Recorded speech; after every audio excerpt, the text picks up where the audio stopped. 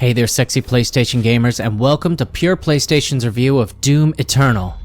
Ho, I've been waiting for this one. Doom 2016 was an amazing revival of a franchise that I revered, and I wondered if it would be worthy of the name. It was my game of the year. With Doom Eternal, I had impossibly high hopes, and with a few exceptions, it's managed to exceed them. Now, it's different than past Doom games, but if this is the future, the Doom franchise is on the right track. Doom Eternal greatly expands the lore and story.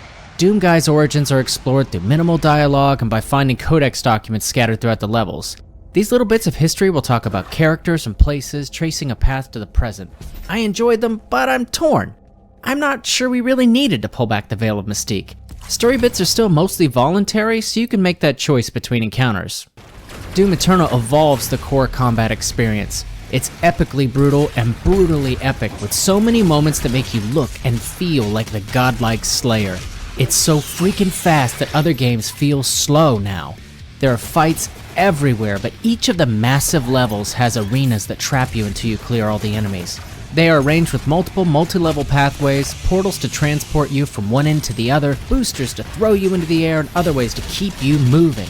One of the earliest lessons in Doom Eternal is that staying still is the fastest way to die. The beginning levels felt like I was learning to play the game, and I have the high death count to prove it, especially against the worst enemy in the game, the Marauder. That guy. Ugh. Whether you're taking melee or ranged attacks, they can bombard you and slam into you from all directions, making it difficult to see, let alone aim. If you back yourself into a corner, you could be looking at a loading screen. Fortunately, those loading screens are fast too, and you're a walking NRA convention. You have tons of guns, each with an alt-fire mode or two, a frost or frag grenade that's switchable on the fly, a chargeable blood punch that turns enemies into a Pollock painting, and rapturous glory kills that rip and tear every blinking demon after damaging them enough in an experience that feels rhythmic. It's so intense my hands were sweating as I played.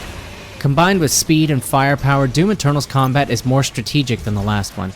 There seems to be less ammo, and you'll need to switch games far more often. A quick button press bounces between your last selected and current weapon, but it doesn't seem like it will auto-switch if you run out of ammo in both. That's incredibly frustrating for the second you realize your river of pew-pew has dried up. Most of the time, you're choreographing a glorious ballet of blood. Each of those guns can be multi-purpose, but many shine in a particular task. The pulse rifle can overload shields, causing them to explode. The shotgun has a grenade that can be fired into the Cacodemons' mouth. Those are the ones that look like giant floating tomatoes with teeth, and make it ready for a glory kill. Guns are not the only ways to get the job done. Some weapons like the chainsaw and the amazing Crucible Energy Sword have powerful but limited use.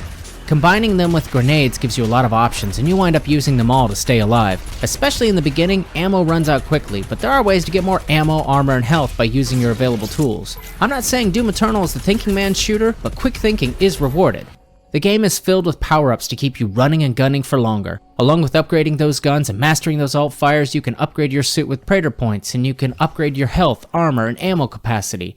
Runes unlock little perks that can customize your game by giving you a second chance after a fatal hit or letting you perform a glory kill from farther away. There are even cheat codes hidden in the levels. When you combine your runes, suit points, the right weapon, a quick blast from a flamethrower, and some quick movement, you can go from almost dead to winning. The presentation in Doom Eternal is incredible. On the PS4, this game is silky smooth, and it stays that way. From the textures and visuals to the lighting, this game looks fantastic, whether it's showing a destroyed Earth, a nightmarish vision of hell, or other dimensions that we've never seen in a Doom game. Technically, it's one of the best looking games on the PS4.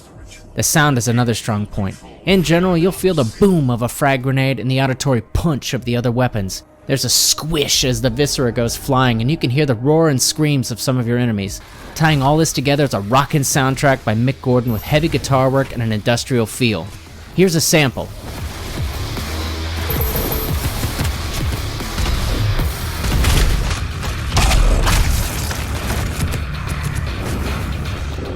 Whenever it ramped up in both volume and intensity, I knew I was about to have a good time.